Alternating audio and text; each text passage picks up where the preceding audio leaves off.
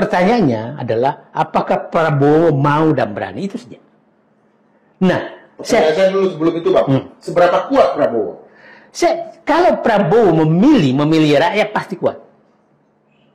Tapi kalau dia memilih masih jalan Jokowi, membagi-bagi kenikmatan dan meninggalkan rakyat, rakyat bisa meninggalkan Prabowo. Ingat ya, ingat ya, tidak ada loh oposisi Prabowo sekarang. Tetap oposisi Jokowi loh. Maksudnya apa? Enggak, semua orang mengkritik itu bukan karena Prabowo. Hanya dikritik karena Prabowo tidak bisa memisahkan diri dari Joko Widodo yang jelas sudah merusak negeri ini. Itu kayaknya kritik. Gitu. Artinya abang menyediakan apa caranya bagaimana Pak Prabowo? Caranya menurut saya udahlah. Dan dia menunjukkan sekarang cara-caranya. Makanya penertiban sawit, penertiban tambang, mengini oligarki, apa segala. Ya, jual ya. Ya, dia melakukan itu. IKN. Memberantas korupsi. Korupsi tidak melanjutkan IKN, itu sedang jalan. Dan saya melihat ini lima hari lagi loh, Prabowo 1 tahun. Ah, itu, yang kita bahas itu Bang. Nah, 5 hari lagi. Dan ingat bahwa rakyat berharap, kan beliau, orang-orang sekitar beliau menyatakan, sabarlah, tunggu 1 tahun. 5 hari lagi kami menunggu. Oke? Jangan berdetak ya. Ya. Hitungan mundur. Saya menyatakan bahwa tuntutan rakyat sederhana. Pak Prabowo, jadilah presiden yang mandiri dan lepas dari geng SOP. Solo Oligarki Parcok. Oke? Parcok bukan berarti polisi loh. Ya. Tapi ya Parcok lah. Karena keluarga kita juga banyak yang polisi. Ya. Ada, makanya bersihkan polisi dari Parcok. Ya itu kan. Bukan ini, bukan orangnya, bukan polisinya ya. Saya melihat kalau Solo sepertinya sudah mulai membangun jarak. Seperti pertemuan 5 Oktober kemarin, 4 Oktober. Solo kah yang membangun jarak atau Prabowo yang membangun jarak? Saya melihat Prabowo yang membangun jarak. Karena kenapa ujuk-ujuk datang dari Solo, ketemu Prabowo dan Prabowo bikin tertutup. Jadi sudah membuat jarak. Ingat, tuntutan orang bukan berarti Pak Prabowo sudah menyelesaikan semua persoalan. Tapi dia sudah bisa lepas dari Solo Oligarki Parcok dan melakukan agenda pemberantasan korupsi,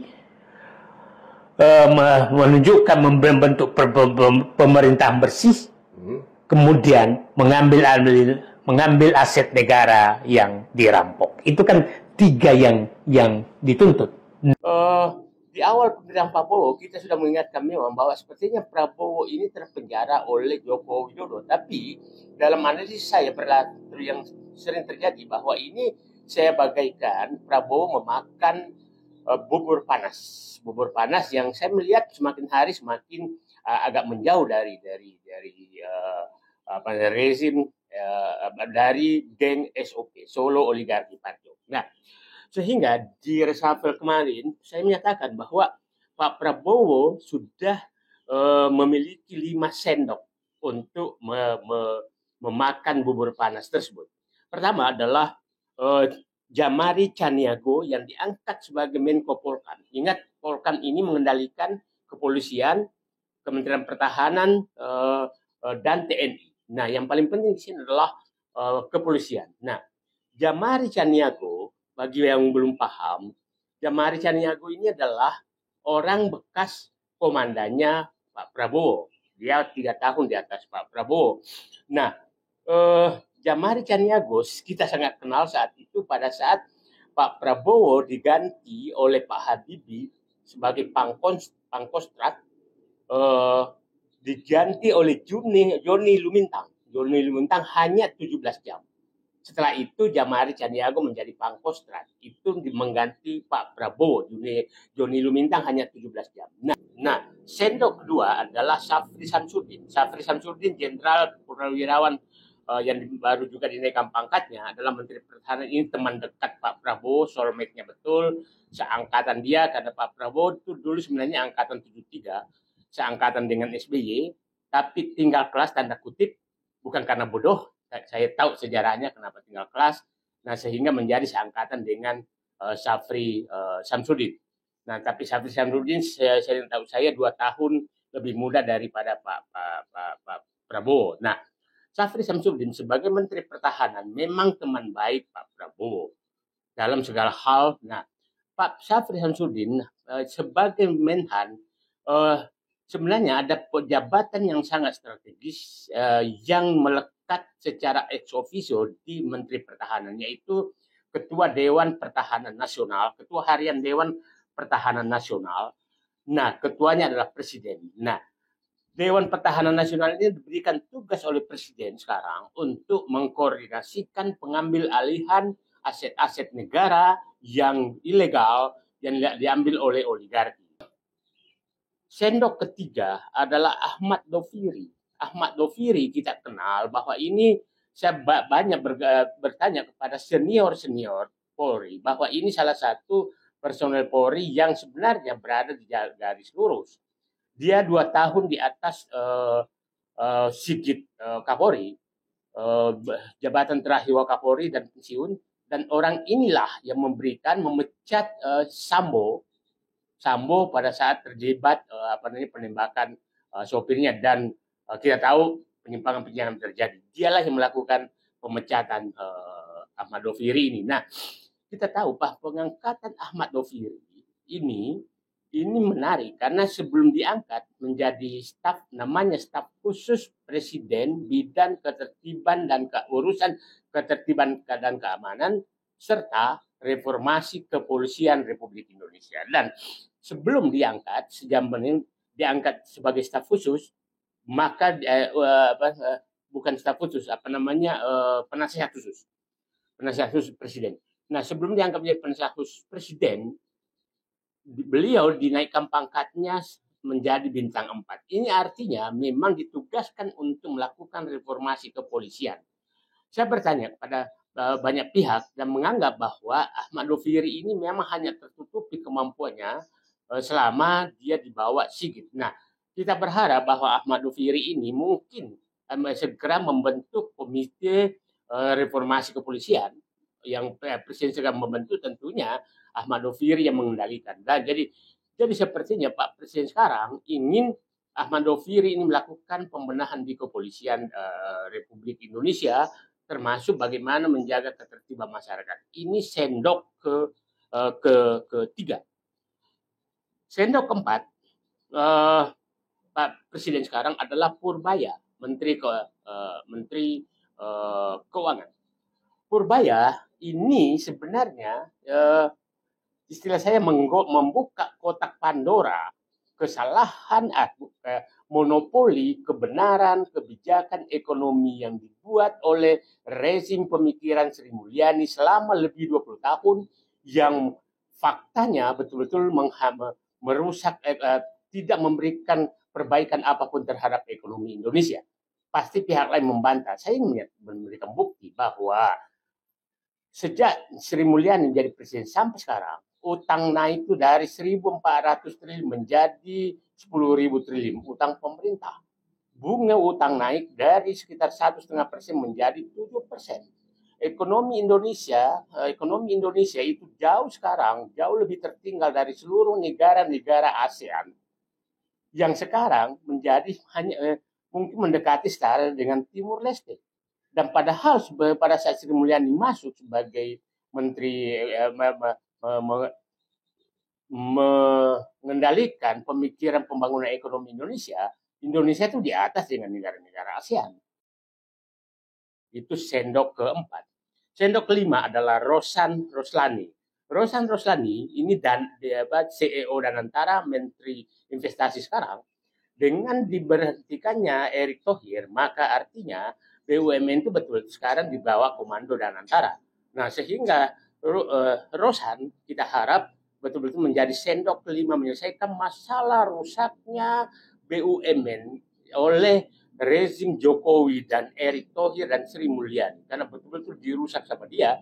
Dan saya pikir pemberhentian Erick Thohir sebagai Menteri BUMN dan dijadikan Menpora, itu tujuan Prabowo adalah untuk agar kendali BUMN betul-betul di tangan satu orang. Karena kita tahu bahwa pintu masuk kerusakan BUMN sampai sekarang walaupun Danantara sudah ada, adalah Erick Thohir. Erick Thohir lah pintu masuk geng Solo, semua masuk menjadi komisaris BUMN dengan gaji yang miliaran rupiah. Itulah pintu. Jadi pintu ini betul-betul ditutup oleh Prabowo. Nah, orang bertanya, Rosan ini kan tim suksesnya Gibran sama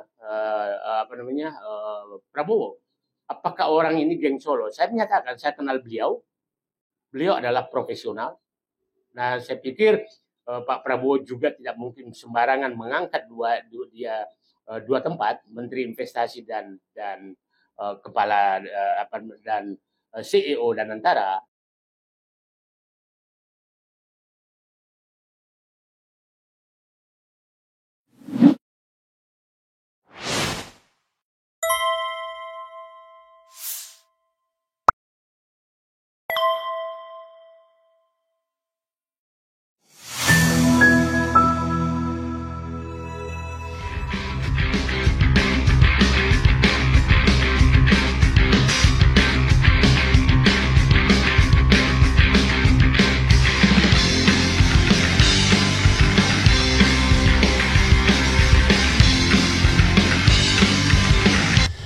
Assalamualaikum warahmatullahi wabarakatuh, sobat RH sekalian.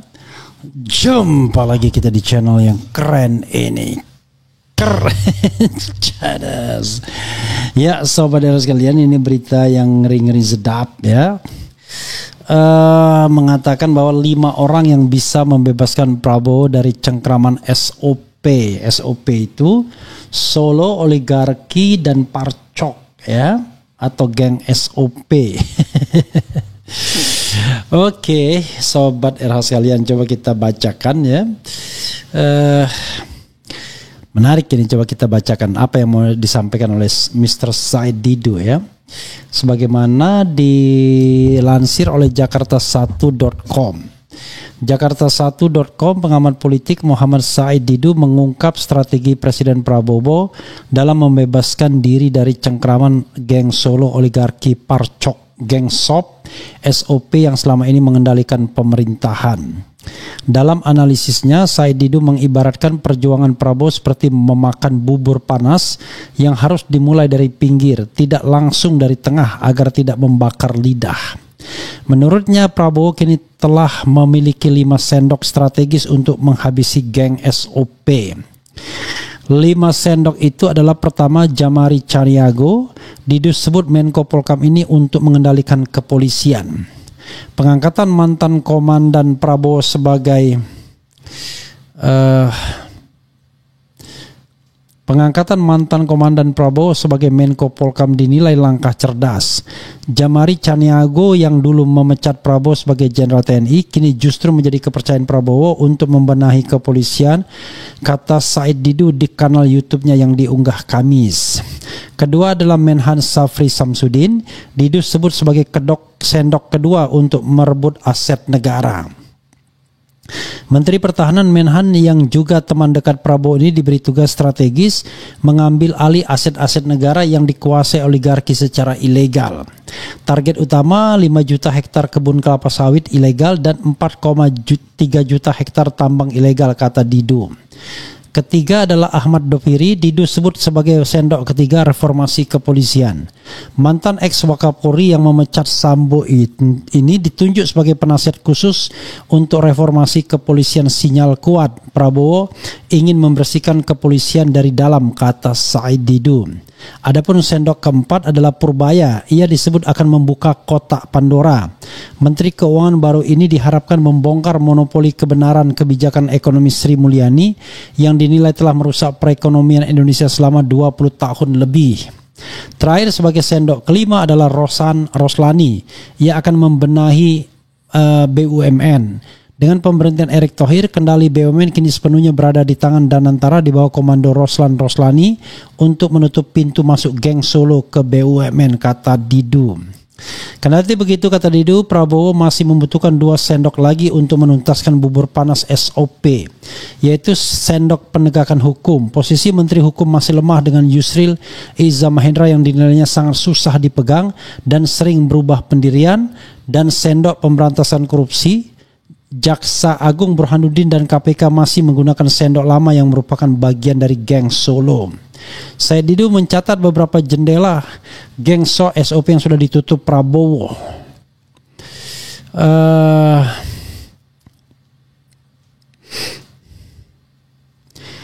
Said Didu mencatat beberapa jendela geng SOP yang sudah ditutup Prabowo dengan diberhentikannya Budi Aristiadi, Kepala PCO Hasan Nasbi, dan Erick Thohir dari BUMN. Setelah semua ini selesai dalam 1 tahun, Prabowo harus berani merampingkan kabinet yang terlalu gemuk dari 48 menjadi 30-32 menteri, tegas Said Didu. Ia juga menyoroti masih adanya bumbu-bumbu Jokowi dalam kabinet seperti Bahlil Lahadalia dan Zulkifli Hasan yang berpotensi mengganggu agenda reformasi Prabowo. Didu mengingatkan bahwa sejak Prabowo mulai mengganti geng Solo, banyak pendukung palsu yang mulai memaki-maki presiden. Mereka bukan pendukung Prabowo tapi pendukung Jokowi dan Gibran, tegasnya. Pengamat senior ini berharap dalam tahun kedua kepemimpinannya Prabowo dapat fokus menata kehidupan politik dengan merevisi undang-undang partai politik untuk mengembalikan kedaulatan kepada rakyat. Sistem politik sekarang sudah merusak bangsa dan negara. Perusak terbesar adalah partai politik dan politisi, tutup Said Didu dalam analisisnya. Dan hari ini kita mendengar bahwa Hasan Nasbi diangkat sebagai sebagai komisaris Pertamina. Jadi sebenarnya serius apa enggak ya? Ini jabatannya komisaris atau komisaris utama ya, komisaris ya. Jadi itulah yang terjadi ya. Sementara orang yang menuding-nuding menikmati jabatannya. Sebagai contoh Ade Armando, ya kan, komisaris tapi bisa nuding-nuding orang. Analisa Ade Armando, pihak yang backingnya isu ijazah Jokowi Gibran adalah PDIP hingga pendukung Anies. Coba bayangkan ya, seorang seorang komisaris bisa begitu ya. Komisaris Pertamina, ini breaking news ya. Ini Hasan Nasbi jadi komisaris Pertamina.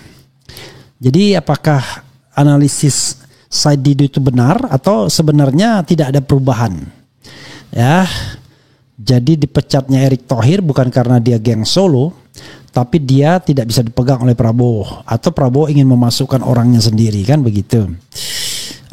Sebagai komisaris PT Pertamina, ya kan. Pada minggu sudah masuk dalam daftar komisaris di situs resmi Pertamina. Ditunjuk sebagai komisaris Pertamina berdasarkan keputusan Menteri BUMN dan Direktur Utama PT Danantara Asset Management selaku pemegang saham PT Pertamina ya. Siapa Menteri BUMN-nya ya? Vice President Corporate Communication Pertamina Fajar Joko Santoso mengamini hal ini. Mengacu salinan keputusan para pemegang saham perusahaan, Bapak Hasan Nasbi ditetapkan sebagai komisaris PT Pertamina per tanggal 11 September 2025, katanya lewat pesan tertulis. Pertamina juga melampirkan profil Hasan Nasbi. Ia lahir di Bukit Tinggi, Sumatera Barat pada 11 Oktober 1979. Hasan Nasbi lulusan Fakultas Ilmu Sosial dan Ilmu Politik Universitas Indonesia, pernah menjabat sebagai Kepala Kantor Komunikasi Kepresidenan Republik Indonesia. Hasan Nasbi menjadi komisaris Pertamina bersama dengan Muhammad Iriawan, Todo Tua Pasaribu ya, yang wakil menteri Heru Pambudi, Bambang Suswantoro, Condro Kirono, Nani Sudaryati Deyang, dan Raden Ajeng Sondaryani. Makin banyak aja ya. Jadi ada 1, 2, 3, 4, 5, 6, 7, dan 8 komisaris Pertamina ya. Jadi sahabat daerah sekalian, apakah benar klaim Said Didu ya?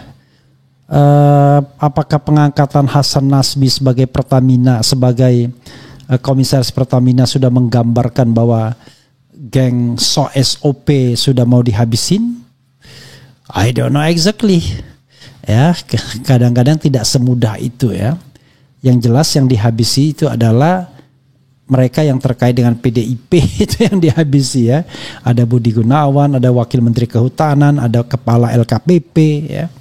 Tetapi yang terakhir yang terkait geng Solo, Budi Ari wajar diganti karena dia terlibat judol ya, langsung maupun tidak langsung.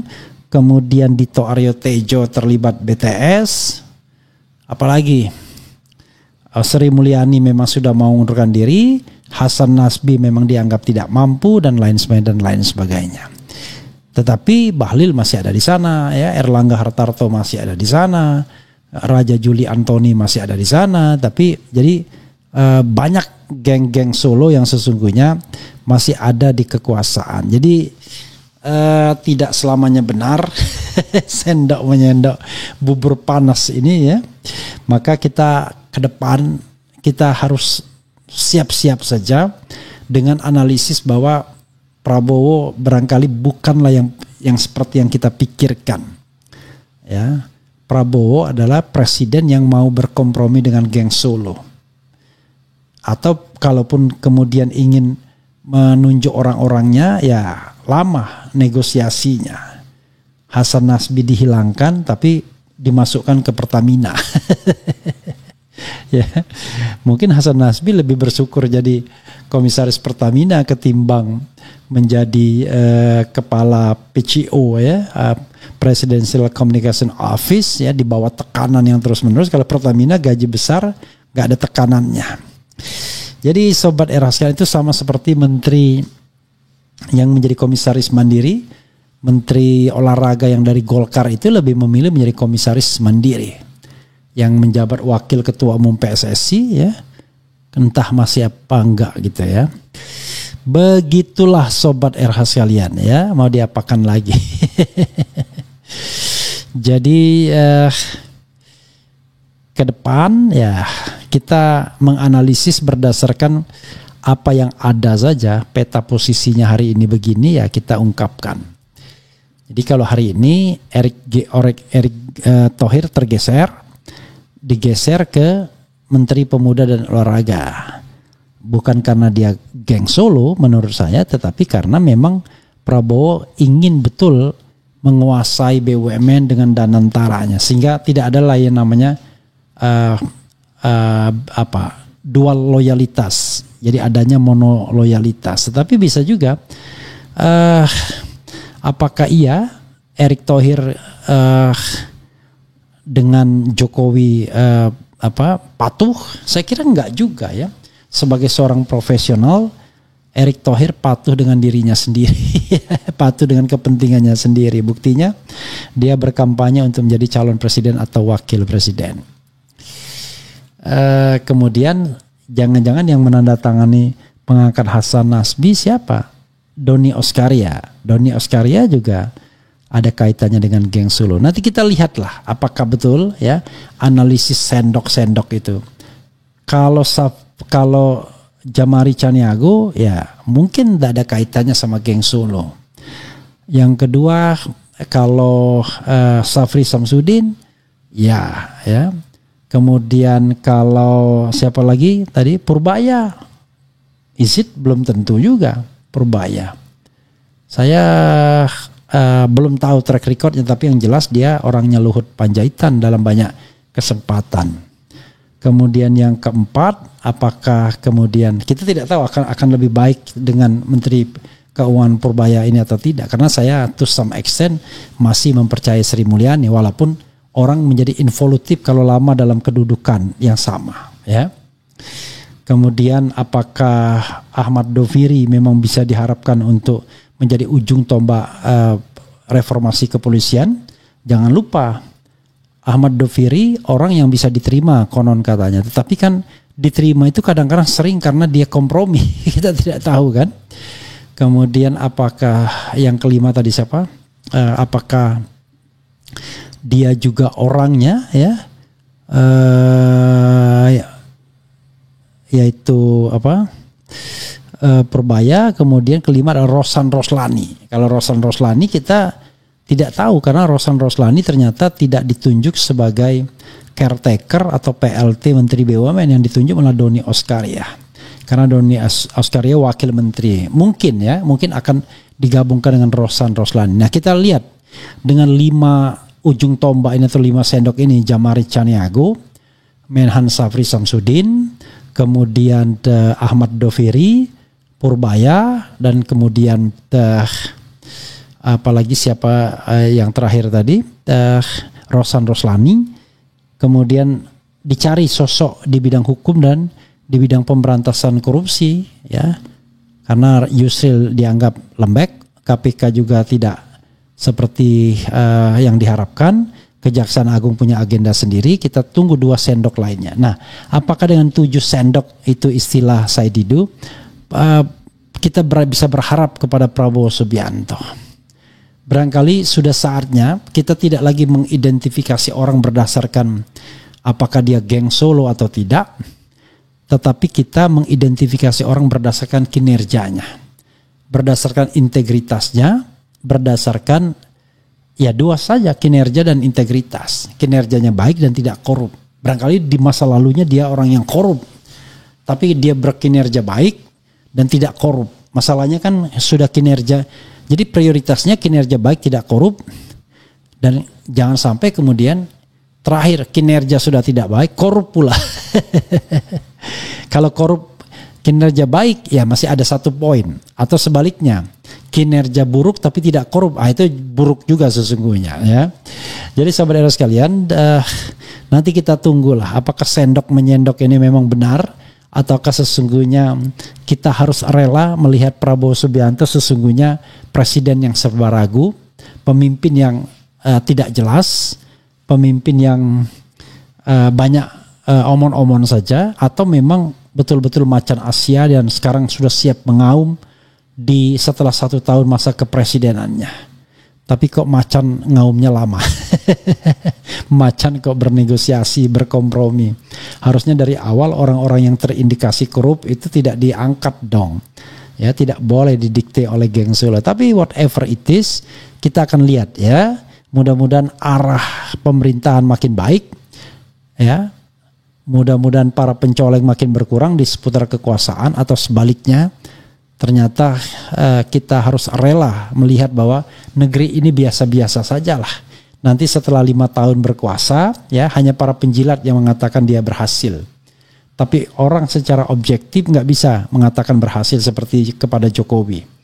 Tanyalah kepada ekonom dan lain sebagainya yang memiliki indikator, angka, dan data. Nggak ada yang bilang baik. Tetapi kalau ditanyakan pada penjilat, semuanya akan mengatakan baik-baik saja. Nah, mudah-mudahan di akhir pemerintahan yang mengatakan Prabowo baik itu orang yang dengan fakta dan data, bukan orang yang ingin menjilat, ya, agar diikutkan dalam pemerintahan. Begitu sobat era sekalian.